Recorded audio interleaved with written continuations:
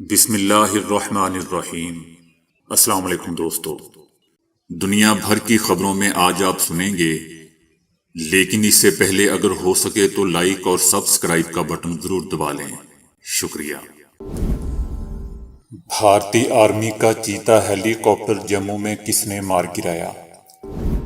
بھارتی رافیل سے جدید اور بحری جہازوں کو تباہ کرنے والا جدید فائٹر پاکستان ایئر فورس میں شامل۔ سابق امریکی صدر ٹرمپ کا انجن فیل ہو گیا۔ مسلمانوں کے علاوہ ساری دنیا ہی تعصب اور دوہرے معیار کا شکار ہے۔ مولانا فضل الرحمان کو ڈیزل نہ کہیں، army chief general Qamar Javed Bajwa. پتہ نہیں کہاں سے عمران خان قوم کے اور ہمارے گلے پڑ گیا، مولانا فضل الرحمان۔ وہ جو باہر بیٹھا ہے کہتا ہے کہ مجھے بگوڑا نہ کہیں، وہ بگوڑا بھی ہے اور جھوٹا بھی، وزیر اعظم عمران خان۔ میں نہیں بلکہ عمران نیازی خود اسٹیبلشمنٹ کے بوٹ پالش کر رہا ہے، شہباز شریف۔ آصف علی زرداری ملک کی سب سے بڑی ناسور بیماری ہے، وزیر اعظم عمران خان۔ کانپیں ٹانگ رہی ہیں بلاول بھٹو کا قومی پیغام۔ اتر پردیش میں فتح یوگی کی مستقبل کے وزیر اعظم بننے کی راہ بھی ہموار۔ وزیر اعظم کا جلسوں کے دوران آنے والے اخراجات خود اٹھانے کا فیصلہ۔ تحریک انصاف کے ناراض رہنما علیم خان کی لندن میں میاں نواز شریف سے ملاقات۔ روس سمیت دنیا کے دیگر ممالک میں تیل کے کتنے ذخائر موجود ہیں؟ تو آئیے چلتے ہیں اب خبروں کی تفصیل کی جانب۔ انڈین آرمی کا چیتا ہیلی کاپٹر جموں میں گر کر تباہ ہو گیا۔ بھارتی میڈیا کے مطابق ہیلی کاپٹر گوریز سیکٹر کے بروم علاقے میں گر کر تباہ ہوا۔ اس واقعہ میں ایک پائلٹ مارا گیا اور دوسرا شدید زخمی ہو گیا۔ ریسکیو ٹیم نے مارے جانے والے اور زخمی ہونے والوں کو ملٹری ہاسپٹل منتقل کیا ہے، جہاں زخمی پائلٹ کی حالت نازک بتائی جا رہی ہے۔ فی الحال مارے جانے والے اور زخمی ہونے والوں کی شناخت ظاہر نہیں کی گئی۔ بھارتی وزارت دفاع کا کہنا ہے کہ ہیلی کاپٹر کے گرنے کی وجوہات کے بارے میں تحقیقات کی جا رہی ہیں، جس کے لیے ایک انکوائری کمیٹی تشکیل دے دی گئی ہے۔ جدید fighter aircraft J-10C Pakistan air force میں شامل کر لیا گیا ہے۔ اس حوالے سے کامرا میں تقریب کا انعقاد کیا گیا اور اس تقریب میں چیف آف ایئر اسٹاف کی خصوصی دعوت پر وزیر اعظم عمران خان مہمان خصوصی شریک ہوئے۔ وزیر اعظم عمران خان کا کہنا تھا کہ J-10C کی پاکستان ایئر فورس میں شمولیت پر خوشی ہے۔ J-10C کی پاکستان ایئر فورس میں شمولیت پر قوم کو مبارکباد دیتا ہوں۔ J-10C پاکستان ایئر فورس میں شمولیت سے دفاعی صلاحیت مزید مضبوط ہوگی۔ وزیر اعظم نے کہا کہ ہمیں اپنی افواج پاکستان پر فخر ہے۔ افواج اس وقت مضبوط ہوتی ہے جب ملک کے لوگ ان کے پیچھے ہوتے ہیں۔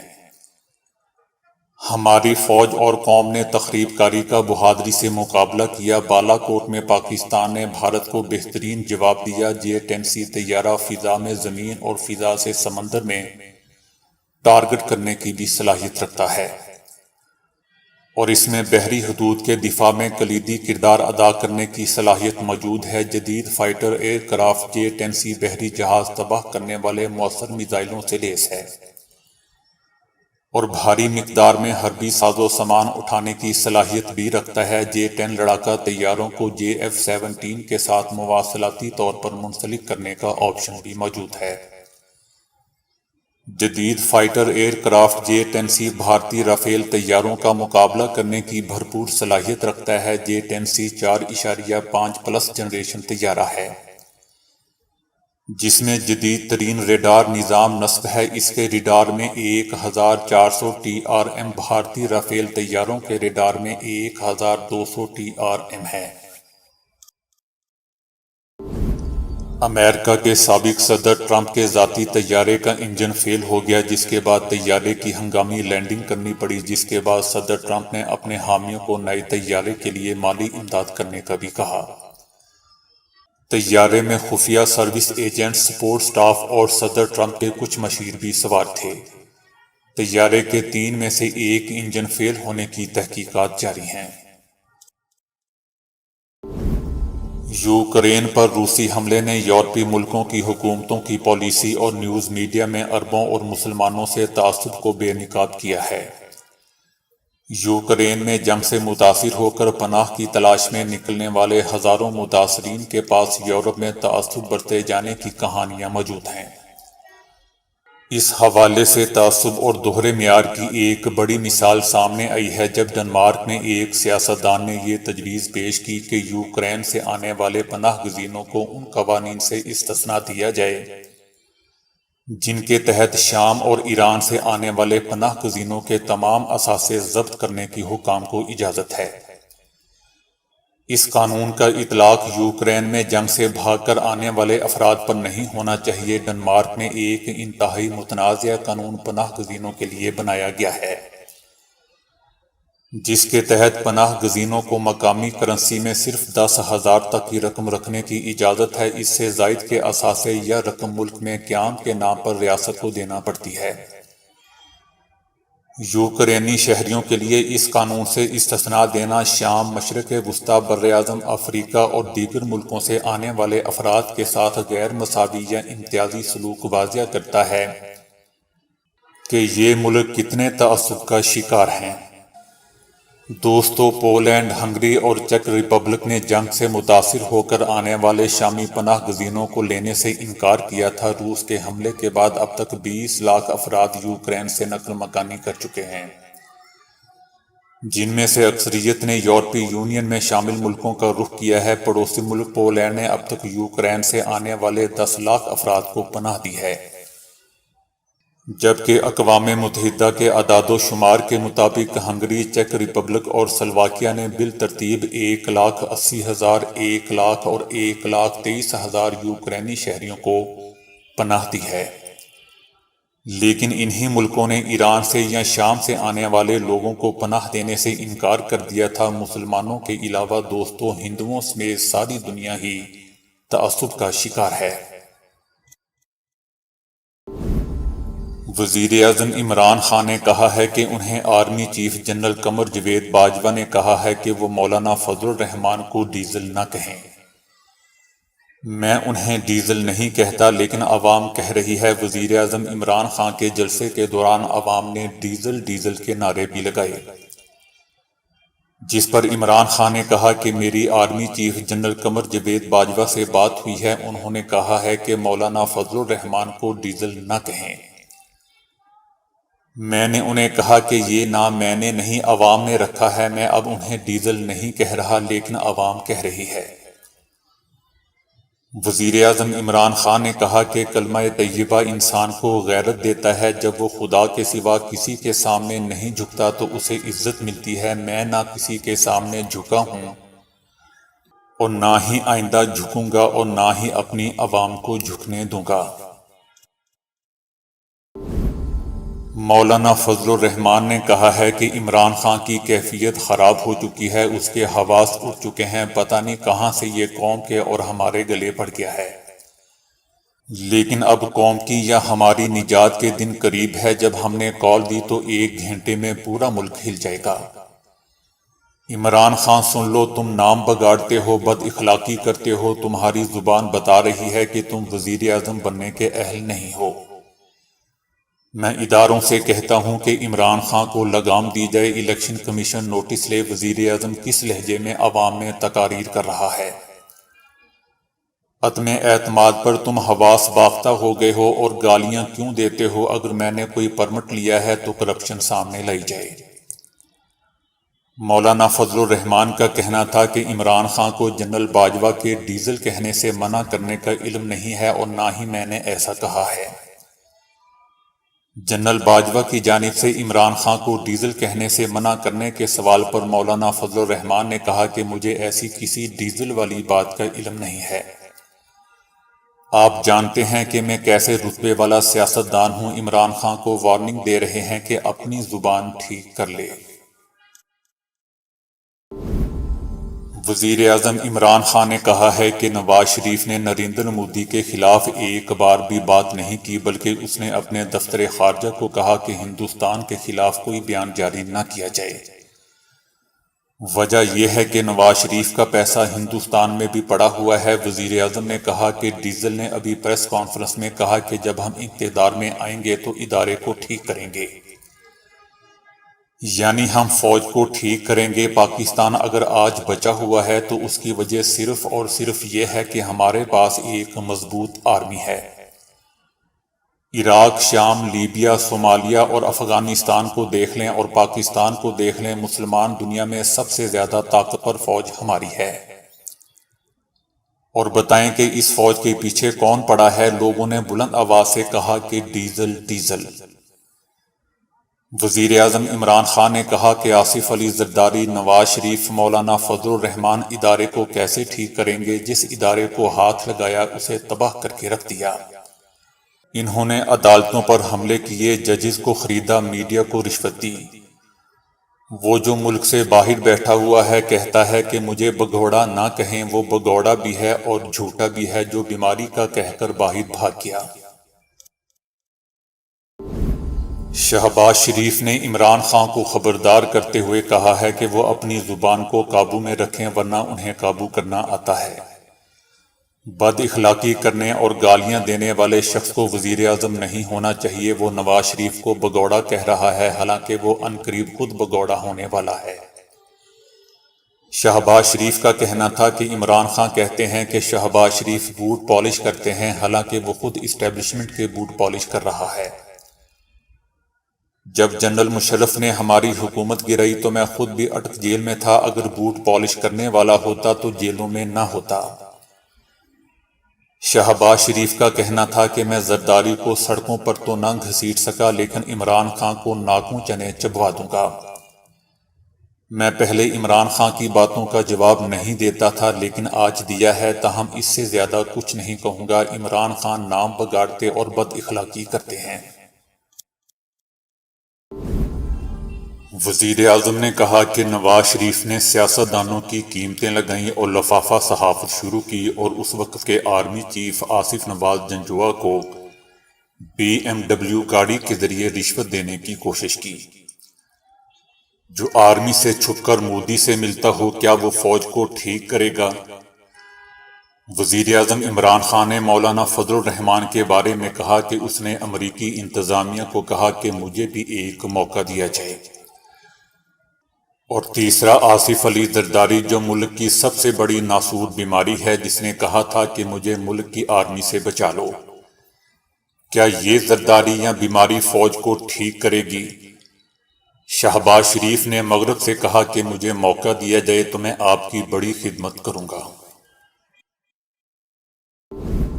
وزیر اعظم عمران خان نے ایک جلسے میں بلاول زرداری کی زبان پھسلنے، کانپیں ٹانگ رہی ہیں کا تذکرہ کیا۔ دوستو، بلاول کا ایک ریسنٹ جلسے میں کہنا تھا کہ عمران خان کی ٹانگیں کانپ رہی ہیں، لیکن ایکسائٹمنٹ یا آپے سے باہر ہوتے ہوئے کہہ گئے کہ عمران خان کی کانپیں ٹانگ رہی ہیں۔ بہرحال وزیر اعظم عمران خان نے کہا کہ بلاول بچہ اتنا خرچ کر کے پیسے دے کر لوگوں کو اسلام آباد لایا۔ لوگوں نے پوچھا کہ بلاول کا قومی پیغام کیا ہے تو جواب ملا کہ کانپیں ٹانگ رہی ہیں۔ وزیر اعظم عمران خان کا مزید کہنا تھا کہ 3 چوہے میرا شکار کرنے کے لیے نکلے ہیں۔ عمران خان نے کہا کہ ایک سوئنگ یارکر سے تینوں ڈاکوؤں کی وکٹ گرا دوں گا۔ یہ تینوں مجھ سے NRO مانگ رہے ہیں، یہ دھمکی دیتے ہیں کہ اگر ہمارے کرپشن کیسز کھولے تو تمہاری حکومت گرا دیں گے۔ عمران خان کا کہنا تھا کہ حکومت تو چھوٹی سی چیز ہے، میں تو اس کے لیے جان بھی دے سکتا ہوں کیونکہ میں برائی کے خلاف جہاد لڑ رہا ہوں۔ 3 چوہے نکلے ہیں میرا شکار کرنے کے لیے، انشاءاللہ ان کو اپنی ایڑی کے نیچے مسل دوں گا۔ انڈیا کی سب سے زیادہ آبادی کی حامل ریاست اتر پردیش میں ہندو قوم پرستی کی علامت سمجھے جانے والے آدتیہ ناتھ ریاستی انتخابات میں اپنی سیاسی برتری برقرار رکھنے میں کامیاب ہو گئے ہیں۔ وزیر اعظم نریندر مودی کی بھارتی جنتا پارٹی BJP ایک بار پھر جیت گئی ہے۔ BJP کی فتح اس پارٹی کے ریاست کے سربراہ یوگی کے مودی کے بعد مستقبل کے وزیر اعظم بننے کی راہ بھی ہموار ہو گئی ہے۔ 20 کروڑ آبادی کی اس ریاست میں بی جے پی پھر فاتح ہو گئی ہے۔ بی جے پی 1985 کے بعد سے اتر پردیش میں اپنی سیاسی برتری برقرار رکھنے والی واحد پارٹی بن گئی ہے۔ فیکٹ چیکنگ آرگنائزیشن کے مطابق بی جے پی اپنی ڈیپ پاکٹ سوشل میڈیا پر اثر و رسوخ اور غلط معلومات کے پھیلاؤ کے ذریعے 3 دیگر ریاستوں میں بھی برتری حاصل کرنے جا رہی ہے۔ بی جے پی کا کہنا ہے کہ اسلام اور بدھ مت کے پیروکار ملکوں کی طرح ہمیں بھی ایک ہندو ملک بننا ہے۔ انڈیا کی ریاست اتر پردیش، جس کی آبادی برازیل سے بھی زیادہ ہے، ان کی مرکزی پارلیمنٹ میں یہیں سے سب سے زیادہ ارکان جاتے ہیں۔ الیکشن مہم کے دوران یوگی نے ملک دشمنوں کے خلاف بہت گفتگو کی۔ وہ ملک دشمن سے مسلمانوں کی جانب اشارہ کرتے رہے جو اس ریاست میں بڑی تعداد میں آباد ہیں۔ انہوں نے کم از کم 100 مواقعوں پر مسلم مخالف نفرت پر مبنی تقاریر کی اور ہندو مذہب کی بالادستی کی بات کی۔ ان کے رضاکار گروپ نے مقدس سمجھی جانے والی گائے ذبح کرنے کا الزام لگا کر مسلمانوں اور دیگر نچلی ذات کے دلتوں کو تشدد کا نشانہ بھی بنایا۔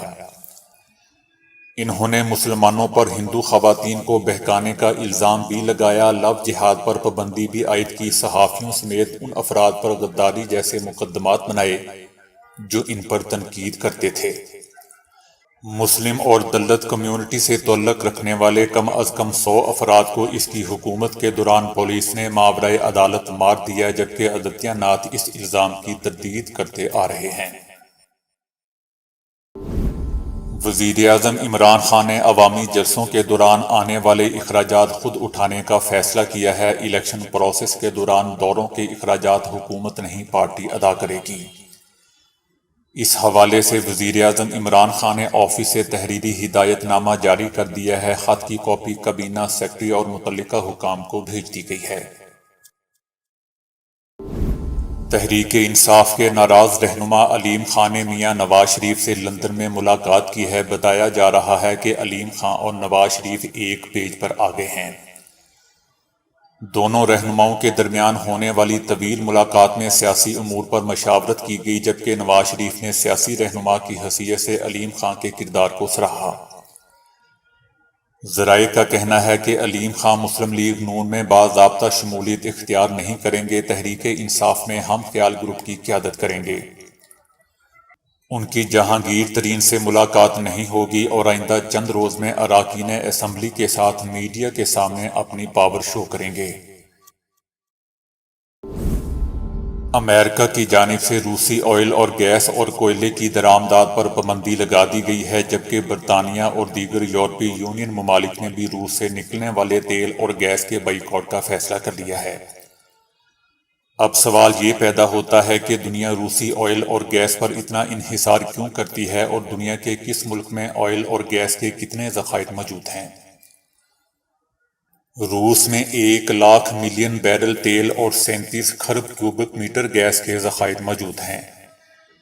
دنیا میں سب سے زیادہ تیل وینزویلا میں موجود ہے۔ وینزویلا میں اس وقت 3 لاکھ ملین بیرل تیل موجود ہے، جبکہ سعودی عرب میں 2,97,000 ملین بیرل تیل کے ذخائر موجود ہیں۔ کینیڈا میں 1,70,000، ایران میں 1,57,000، کویت میں 1 لاکھ، متحدہ عرب امارات میں 97,000، امریکہ میں 70,000، عراق میں 1,45,000 اور لیبیا میں 48,000 ملین بیرل تیل کے ذخائر موجود ہیں، جبکہ دنیا کے دوسرے حصوں میں 235,000 ملین بیرل تیل کے ذخائر موجود ہیں۔